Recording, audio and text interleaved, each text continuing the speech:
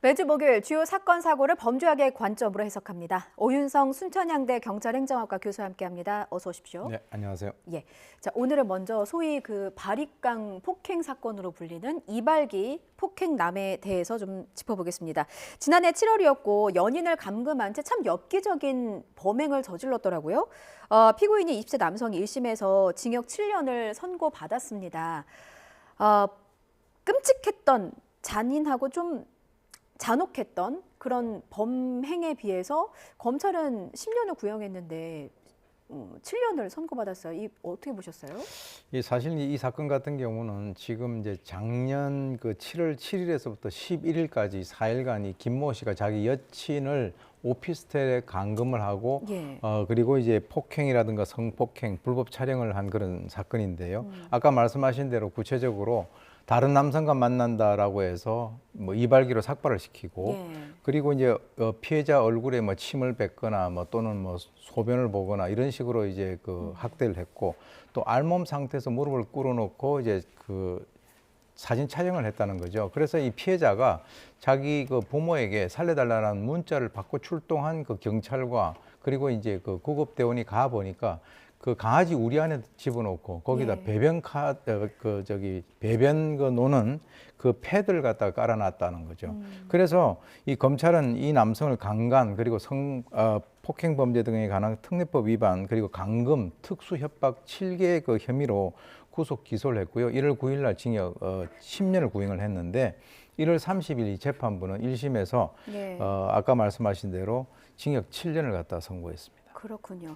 자, 오윤성 교수님과 함께 이발기 폭행 사건과 관련한 선고 짚어보고 있었습니다. 예. 혐의점을 짚어주셨고 재판부가 징역 7년을 선고했다는 부분까지도 함께 짚어주셨어요. 1심 결과가 나온 뒤에 또 피해자의 입장, 가족들의 입장은 어땠습니까? 지금 이제 피해자 아버지 같은 경우는 이번 1심 결과에 대해서 이제 뭐라고 얘기했냐면 이걸 납득하기 어렵다라고 얘기를 했고요. 왜 그러냐면 지금 딸이 지난달에 그 피해자 재판 그 증인 출석 이후에 환청환시에 시달려서 지금 정신병원에 3주간 입원을 하고 있는 상태고 예. 가족들도 제대로 생활하지 못하는 그런 상태다라고 얘기를 했습니다. 그래서 7년 뒤에 출소를 하게 되면 이 남성이 30대인데 그래서 보복범죄 가능성 등에 대해서 상당히 좀 우려하고 있다. 그래서 변호인 측은 이 죄명을 예. 강간에서 강간치상으로 그 변경해 달라라고 하는 이 피해자 그리고 이제 이 가족들의 뜻을 고려해서 양형 부당 이유로 이 검찰에 항소를 요청할 계획이라고 합니다. 그러면 검찰이 항소를 하게 되면 공소장 뭐 공소장 변경이 이제 만약에 그걸 받아들이게 된다면 예. 공소장이 변경돼서 예. 강간에서 강간치상으로 해서 이제 그 공소장 변경이 이루어지겠죠. 그렇다면 이제 형량도 조금 더 높아질 수 있는 그렇습니다. 부분인 것 예. 같고 그 부분에 대해서 이제 법정에서 여러 가지 법리적인 공방이 있을 것 같습니다. 피해자는 여러 번 극단적인 선택을 시도할 정도로 아직까지도 심각한 트라우마, 충격에 시달리고 있고 말씀하신 것처럼 폐쇄병동에서 지금 치료를 받고 있는 상태인데 저는 작년에 이 사건 알려졌을 때요. 그 가해자 부모의 말이 참 뭐라고 해야 될까요? 공분을 자아냈거든요. 뭐 살인한 것도 아닌데 라는 뭐 입장도 그런 식으로 있었고 얘기를 했었죠. 예. 네. 피고인 측의 입장이 궁금합니다. 이제 공소 사실 대부분에 대해서는 혐의를 부인하고 있고 일부는 인정했다고 들었습니다. 어느 부분을 인정하고 어느 부분을 부인한 겁니까? 일단 뭐 사실관계가 맞지 않는 부분이 많다라고 얘기를 하고요. 예. 그리고 이제 그 폭행에 있어서의 혐의 중에 일부만 인정을 하고 있는데 뭐라고 주장을 하고 있냐면 피해자가 사실은 그런 그 어떤 가학 행위에 그 참여하게 된 것은 버림을 받지 않기 위해서 본인 스스로가 응한 것이다라고 예. 이렇게 이제 얘기를 해서 사실은 이 재판부에서도 그것을 납득하기 어렵다라고 이렇게 지적을 했습니다. 예. 그런데요, 재판부의 판결문을 보고 참 이상한 부분, 의아한 부분이 있었습니다. 뭐냐면, 이 피고인 김모 씨 1심 판결 직전에 1억 5천만 원을 공탁을 했어요. 근데 네. 이게 판결문에 유리한 양형 사유라고 언급을 했습니다. 그러면서도 또 한편으로는 피해자는 공탁금을 받지 않았거든요. 그러니까 공탁금 거부 의사를 밝혀서 그리고 엄벌을 요청한 점을 또 고려해서 양형을 했는데 이게 좀 모순 아닙니까? 공탁금은 양형 사유에 반영을 하는데 피해자는 공탁금을 원치 않고 엄벌을 요구하는 것을 또 반영한다. 예. 어떤 입장인 약간 거예요? 이제 이 형사공탁이라고 하는 그 자체가 좀 아셔야 될 것이 피고인이 법원에 이제 공탁금을 맡기면 피해자가 수령을 하는 거죠. 예. 그러니까 이제 합의하지 못한 피고인이 재판부에 자기는 반성을 했다라고 하면서 피해자 회복을 위해서 금전 배상을 하는 그런 의미입니다. 예. 그런데 실제로 이제 통상의 합의 금액보다도 훨씬 더 그 액수가 큰 그 피해 회복금이 이제 예. 공탁이 된 경우에만 재판부에서는 이것을 갖다가 통상 감형의 참작 사유로 이제 그 고려를 할 수 있거든요. 예. 그런데 이제 지금 실제로 피해자가 이 합의를 원치 않았잖아요. 네. 그리고 이제 그걸 알면서도 가해자 측에서는 선고 직전에 기습적으로 공탁을 했단 말이에요. 그러니까요. 그래서 이제 이 그 변호인 측에서는 뭐라고 얘기를 하냐면 감형을 노리고 있고 그리고 이제 피해자에게 오히려 추가적인 어떤 고통을 주는 행위다. 자, 그런데 이것이 어떻게 유리한 그 양형 사유가 될 수 있느냐? 예. 오히려 불리하게 작용을 해야 되지 않느냐? 이렇게 이제 주장을 하고 있는데요. 그러니까요. 그 근거로 이제 대법원 양형위원회 기준에 의하면 예. 이 공탁이라고 하는 것은 이 피해자의 회복에 그 걸쳐 있는 양형인자다 이렇게 되어 있습니다. 그래서 피해가 회복되지 않았다. 그리고 이것이 불리한 정상 참작이 돼야지 이게 어떻게 유리한 이 정상 참작이 될 수 있느냐 예. 이게 이제 모순이다 이렇게 주장을 하는 것이죠. 이게 기습 공탁이 가능하다는 것도 좀 의아하기도 하고요. 근데 사실 그 피해자 측의 입장을 들어보면 사과 한마디도 듣지 못했거든요. 근데 그 사과 한마디의 말보다 돈 1억 5천 공탁하는 게 지금 피고인에게는 더 쉬운 일이었다는 얘기로밖에 해석이 안 됩니다. 실제로는 그렇죠. 왜 그러냐면 이제 피해자 측에서는 합의를 갖다 해줄 마음이 없으니까 예. 그러니까 이제 이 기습 공탁이라고 하는 그 자체는 이 주로 감형 목적으로 많이 사용을 하는데 피해자가 어떤 의견을 밝힐 수 있는 그런 시간적 여유, 어떤 그 절차적인 여유가 없는 그 상황을 갖다 틈타서 공탁을 해버리면 실제로 이 피해자 입장에서는 공탁금 회수 동의서를 제출하지 못하는 경우가 상당히 많거든요. 아, 그 시기를 노린 거군요. 그렇죠. 피해자가 그거를 거부할 수 없게 몰래 기습적으로 탁 낸다. 네, 그렇습니다. 그래서 이제 피해자하고 이 검찰의 의견을 들을 새도 없이 이 재판부 입장에서는 아, 그래 공탁금을 피고인에게 유리한 양형인자로 이렇게 예. 고려한 그런 결과가 나온 것이죠. 이런 기습 공탁이 최근 들어서 증가하고 있다는데 이게 형사공탁 특례 제도가 시행된 게 이유라고 들었습니다. 이게 어떤 그렇습니다. 이제 제도입니까? 공탁법 제5조의 2에 의하면 이 형사공탁의 특례 조항이 있습니다. 예. 근데 이제 그것은 원래 이제 피고인이 이 피해자 인적 사항을 알 수 없는 그런 경우에 예. 피해자를 위해서 행하는 그런 변제 공탁이라고 되어 있는데요. 이게 그 목적이 뭐냐면 만약에 이 피고인이 이 피해자의 인적 사항을 모두 알게 된다면 네. 합의를 해달라고 지속적으로 접촉을 하는 과정에서 2차 피해가 발생할 수 있다는 거죠. 그렇죠. 그렇기 때문에 이게 어떻게 보면은 피해자의 사생활을 보호하고 또는 이제 그 합의를 하지 못한 그 피고인의 입장에서는 이 어떤 그 피해 회복을 나는 노력했다라고 하는 그런 기회를 주기 위해서 이게 만들어졌어요. 그게 언제냐면 2022년 12월입니다. 예. 그런데 이 제도를 만들고 나니까 어떤 부작용이 있냐면 피해자 동의 없이 일단 감형을 위해서 무조건 이 공탁을 갖다가 기습적으로 해버리는 거예요.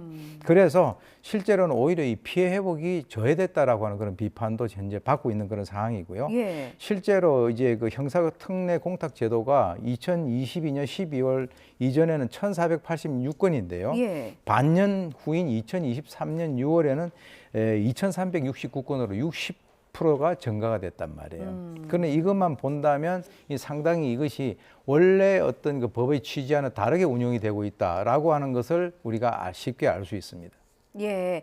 먹튀 공탁이라는 얘기도 나오고 있습니다. 그러니까 사실 공탁 제도가 피해자를 보호하기 위해서 만들어졌지만 사실상 피해자가 더 큰 혹은 2차 피해를 받을 수 있다는 우려가 나오는 이유 중에 하나가 이 먹튀 공탁이라고 또 하더라고요. 먹튀 공탁이라는 게 뭡니까? 그게 이제 한술 더 떠가지고 예. 형사 공탁을 하잖아요. 그렇게 되면 감형이 됩니다. 예. 그러면 이제 피해자보다 먼저 그 공탁금을 바로 이제 그 공탁을 했던 그 피고인이 자기가 찾아가 버리는 거예요. 그럴 수가 있는 거예요? 그게 이제 왜 그러냐면 공탁금 회수 청구권이라고 해서 이것은 원래 공탁한 사람이 회수를 해 갈 수 있다라고 예. 하는 것을 이제 이용을 하는 것이고요. 예를 들어서 이제 살인죄 피고인이 그 법원에 1억 5천만 원을 갖다가 공탁을 해놓고 4년을 감형을 받았어요. 예. 일주일도 안 돼가지고 그걸 찾아가 버리는 그런 경우도 있고. 그러니까 어떻게 보면 굉장히 이거는 그 의도적으로 그렇게 했다라고 볼 수 있고 예. 또 1심에서 공탁금을 내고 감형을 받아요. 예. 그럼 2심에서 또 공탁금을 내고 받는 이중 그 감염의 사례도 있다는 거예요. 이야, 이것도 악용하는 사례가 너무 빈번한 것 같은데 막을 수 그렇습니다. 있는 방법 없습니까? 대책이 필요할 것 같아서요. 지금 이제 검찰도 이달 초에 형사공탁 그 특례 악용 제도에 대해서는 대처 방안을 지금 지시를 한 상태고요. 예. 국회에서도 공탁 법을 갖다가 악용을 막기 위해서 개정안이 4건이 발의가 된 상태입니다. 예. 예컨대 피해자가 공탁금을 난 거부하겠다 하는 이 의사 또는 이 의견을 제출할 수 있는 시간을 보장을 해줘야 된다는 거. 예. 그리고 이제 그 형사 공탁을 받은 이후 며칠 내로 이 피공탁자 대리인에게 공탁 사실을 고지를 해줘야 돼요. 예. 고지를 안 해주니까 이게 공탁금을 걸었는지 안 걸었는지를 모르잖아요. 사실 피해자는 사실 거부하고 싶은데. 그렇습니다. 예. 그래서 지금 이제 1월 26일 날 법원 행정처에서 대법원 규칙을 개정을 해서 피해자 공탁금 신속 수령과 관련돼서 이걸 수령할 건가 거부를 할 건가 이 예. 절차를 갖다 빨리 이렇게 알려주는 것으로 지금 이제 고려를 하고 있다니까 그 예. 효과를 우리가 한번 봐야 되겠습니다. 재판부도 이 피해자의 의사를 꼭 확인해서 의사를 좀 거쳐서 정말 사과를 받을 의향이 있는지를 확인한 뒤에 뭐 감형을 하든지 말든지 하셔야 될 것 같아요. 어떻게 보면 그게 간단한 얘기인데 예. 실제로는 그것이 이 필드에서는 제대로 잘 이루어지지 않고 있기 때문에 이 법이 어떻게 보면 이런 식으로 악용이 되고 있다는 겁니다. 참 안타깝습니다.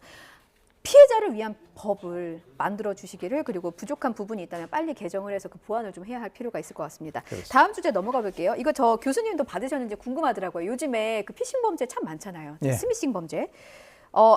이 뒤에 보신 것처럼 부친께서 운명하셨기에 알려드린다. 이런 부고 문자 많이들 받으시더라고요. 이런 거 받으셨어요? 저는 부고 문자는 안 받았는데 예. 외국에서 해외 결제가 됐다.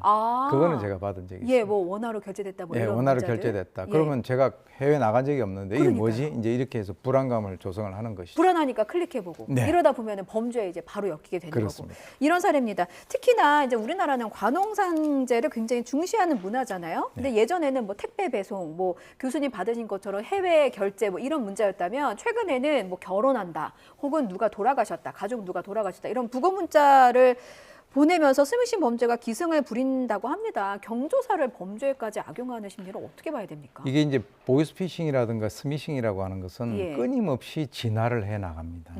그래서 실제로 이제 악성 앱을 주소를 포함이 돼 있는 걸 갖다 상대방의 전화에다가 보내고 난 이후에 예. 이 이용자로 하여금 스스로 아까 말씀하신 대로 악성 앱을 설치를 하거나 전화를 하도록 유도를 해가지고 결국은 이제 여러 가지 어떤 금융 정보, 개인 정보를 탈취하는 그런 수법인데요. 이 클릭만 하게 돼도 바로 클릭하는 순간 이제 시작이 되는 겁니다. 어. 그런데 이제 심지어는 이 피싱을 잡는 금융위원회 직원들도 지금 이제 부고 알림 가장한 이 스미싱 문자를 갖다 받았다 이런 예. 그 어떤 그 일이 있어서 지난 1월 12일에 금융위원회에서는 직원들에게 연락처 유출된 것으로 보고 예. 스미싱 문자 주의를 갖다가 이제 공지를 했습니다. 그리고 이제 전기통신 금융사기 통합신고 대응센터에 보게 되면 예. 이 지난달 기준 이 스미싱 범죄가 전체 신고 제보에 있어서 36%, 오, 그 중에서도 이 스미싱 시도 행위의 70% 이상이 방금 말씀하셨던 부고장을 사칭을 하거나 그리고 해외 직구, 요즘 해외 직구 많이 하잖아요. 그러니까요. 관세청에서 날라오는 그것이었답니다. 이런 부분들 악용하는 그 범죄들을 막기 위해서 금융위가 당부했습니다. 모르든 번호든 아는 번호든 뭐든 좀 출처가 불분명한 모바일 문자를 받으면 절대 URL 주소를 클릭하지 말아라라는 게 금융위의 신신당부고요. 또 최근에는 옛날에는 좀 이상한 번호로도 왔습니다만 요즘에는 그냥 일반 휴대전화 번호로도 오기도 하더라고요. 이런 부분도 유념해서 클릭하시면 안 되겠습니다. 끝으로 짧게 만약에 이거 클릭하면 안 되는 걸 알고 있었는데 막상 보다 보니까 이게 뭐지 이렇게 클릭할 수가 있잖아요. 네. 이런 분들은 또 어떻게 대처를 해야 됩니까? 클릭하는 순간에 바로 이제 비행기 그 모드로 전환을 하시면은 일단 피해를 갖다가 막을 수 있다라고 무조건 알려져 비행기 있고요. 모드로 네, 일단. 비행기 모드로. 예. 그리고 이제 악성 앱이 이미 설치가 된 그런 상태에서는 최신 버전의 모바일 백신 앱을 갖다가 깔아서 예. 검사를 해서 삭제를 하거나 데이터를 이 백업을 한 상태에서 휴대폰을 초기화하는데 이게 쉽지가 않죠, 사실은. 그렇죠.